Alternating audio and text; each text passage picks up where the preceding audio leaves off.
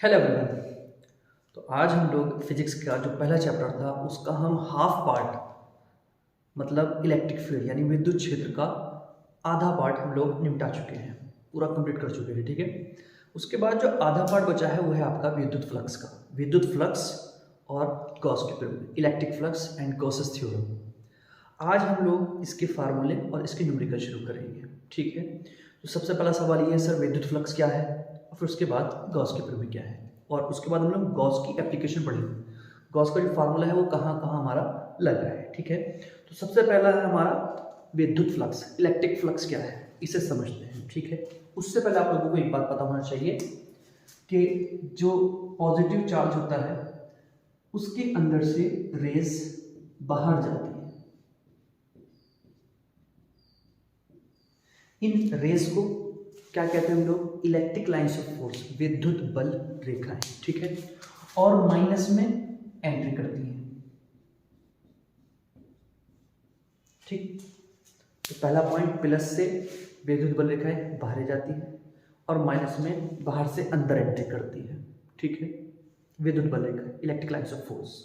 अब सर विद्युत फ्लक्स क्या है, विद्युत फ्लक्स क्या है उसमें आपको क्या देखना है, ये पॉजिटिव चार्ज है, इसके चारों साइड जो एरिया होगा, आप विद्युत आवेश है, उसके चारों साइड जो भी एरिया है, जो भी फील्ड है उसे बोलते हैं विद्युत क्षेत्र, इलेक्ट्रिक फील्ड। ठीक है, ये इसके भी चारों साइड इलेक्ट्रिक फील्ड है, माइनस का है बस ये। ठीक, अब हम लोग क्या करने वाले हैं, इस इलेक्ट्रिक फील्ड में जहां इसके चारों साइड एरिया है हम लोग एक अपना सरफेस रखेंगे, किसी भी तरीके का सरफेस हो सकता है आपका। ठीक है, तो एग्जाम्पल तौर पर आप ऐसा समझिए कि ये एक सरफेस है हमारा, एक बुक उठाई मैंने, सरफेस है और मैंने यहाँ ले जाकर रख दी।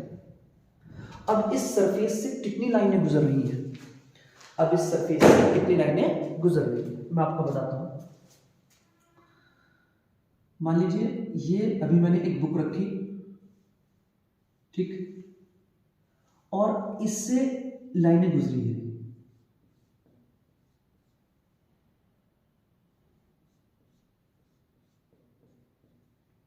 ये लाइन गुजरी है।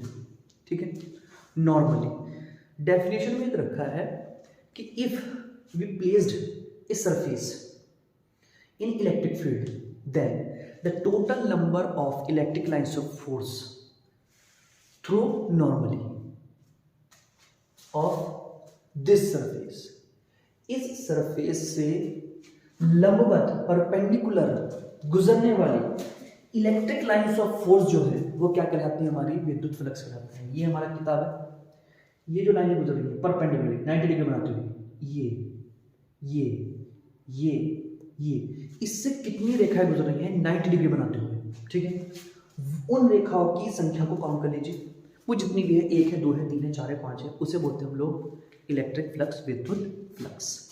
ठीक है, तो किसी पृष्ठ से लंबवत गुजरने वाली विद्युत बल रेखाओं की संख्या को हम क्या कहते हैं, विद्युत फ्लक्स कहते हैं। The total number of electric lines of force through normally, इस सरफेस से, ठीक है, इस सरफेस से जो नॉर्मली गुजरेगी उसे हम बोलेंगे electric flux. Sir electric flux को किससे डिनोट करते हैं, इलेक्ट्रिक फ्लक्स को हम फाई से डिनोट करते हैं, फाई ई। इसका कोई फार्मूला है सर, बिल्कुल है, इसका मैथमेटिकल फार्मूला, और मैथमेटिकल फार्मूला है ई ए कॉस थीटा। सर ई क्या है, ई आपका इलेक्ट्रिक फील्ड जिसे हम लोग विद्युत क्षेत्र कहते हैं, ए क्या है आपका अभिलंब क्षेत्रफल वेक्टर,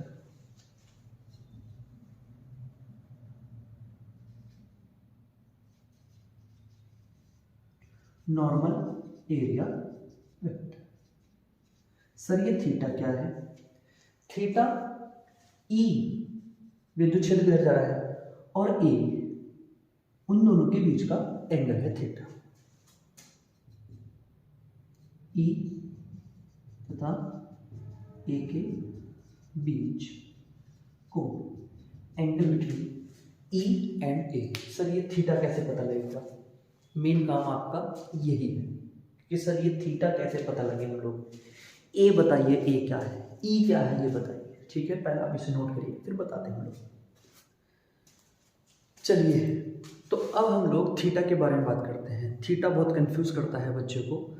सर अभी आपने ई बताया विद्युत क्षेत्र क्या है, ए बताया यूनिट नॉर्मल वेक्टर बताया आपने, ठीक है, और थीटा बताया कि ई और ए के बीच का एंगल है। अब इसी तरह थोड़ा सा और क्लियर करते हैं क्या है, ठीक है? अगर मैं आपसे ये बोलूँ कि ये हमारा फार्मूला था फाई बराबर ई ए कॉस थीटा, ठीक है?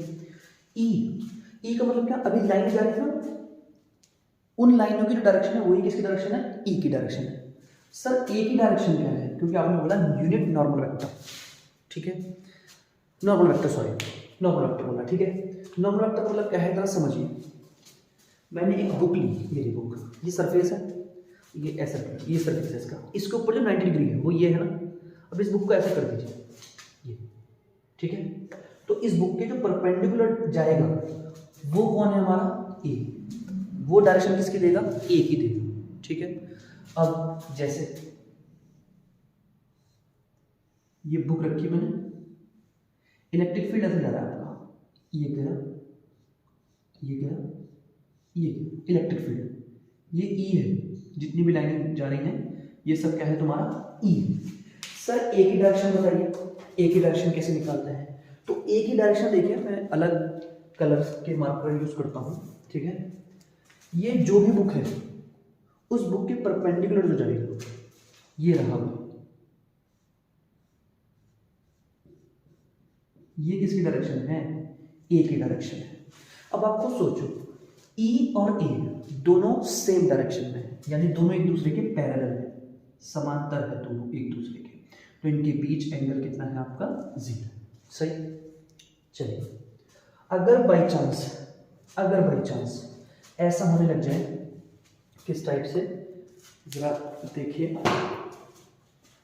ये हमारा कहाँ है भाई, ये अगर या तो थीटा 0 है ना, अगर बुक मेरी ऐसे ही है लेकिन इलेक्ट्रिक फील्ड लाइंस ऐसे नहीं जा रही है, वो थोड़ी किसी एंगल पर जा रही है, मतलब थोड़ी टिल्ट है, यानी टेढ़ी है, थोड़ी तिरछी है, ये गई, ठीक है?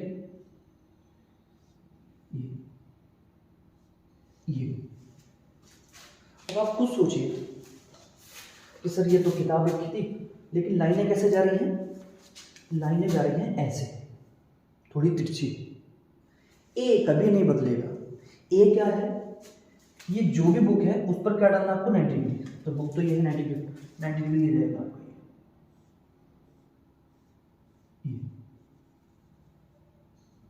ये कौन है आपका? ए। और ये ब्लू कलर की जो है वो क्या है हमारा? वो है हमारा विद्युत क्षेत्र। तो इनके बीच एंगल देख लीजिए, इन्हें दोनों को आगे बढ़ाओ पीछे बढ़ाओ, ठीक है? उन दोनों के बीच का एंगल देख लीजिए। तो थीटा क्या है? लाइनें किधर जा रही हैं? लाइनें इधर जा रही थी।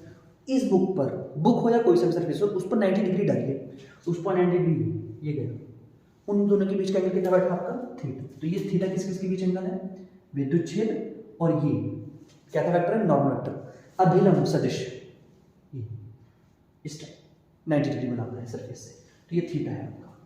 सही है। अगर बाई चांस मैं आपसे ये बोलूँ, ये इलेक्ट्रिक फील्ड लाइन से ये जा रही है इस टाइप से, ठीक? आपने बुक ऐसे नहीं रखी, आपने बुक इस टाइप से रखी है, इस टाइप से। पहले बुक ऐसे थी तो नॉर्मल किधर था आपका? ए इधर जा रहा था आपका, नॉर्मल किधर जा रहा था आपका? 90 डिग्री इधर की ओर, ठीक है? लेकिन अभी ऐसे, पहले ऐसे रहा था ना, अब इसे किताब को हमने ऐसे कर दिया, तो सरफेस तो ये है, इस पर 90 डिग्री कहाँ जाएगा आपका? ये जाएगा आपका 90 डिग्री। मतलब अगर आपने अपनी बुक इस टाइप से रख दी है, इस टाइप से, तो इस पर जो परपेंडिकुलर वो कहाँ जाएगा आपका? ऊपर जाएगा। और इलेक्ट्रिक फील्ड लाइंस कहाँ जा रही है? दोनों के बीच का एंगल कितना बैठा आपका? 90। यहाँ पर थीटा कितना हो जाएगा आपका? 90 हो जाएगा। यहाँ पर थीटा कितना था आपका? 0। यहाँ पर थीटा कितना आपका? 90। जब थीटा 90 हो जाएगा तो मैं आपको बात बता दूं, cos 0 तो 1 होता है, लेकिन cos 90 कितना होता है आपका 0 होता है। तो जाहिर सी बात है जब ये ऐसे रखी तो इसके अंदर से कोई लाइनें गुजरेंगी, सारी की सारी ऊपर से चलेगी नीचे से चलेगी आपकी। यहाँ पर कोई भी विद्युत फ्लक्स नहीं है, यहाँ पर सबसे ज़्यादा विद्युत फ्लक्स है क्योंकि सबसे ज़्यादा लाइन गुजरेगी परपेंडिकुलर। यहाँ पर एंगल पर डिपेंड करेगा आपका, ठीक है।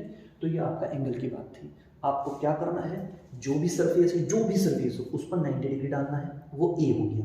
और लाइन देखो कहाँ गुजर रही है, लाइनों के बीच और इस नॉर्मल वेक्टर के बीच जो भी एंगल होगा वो आपका थीटा होगा।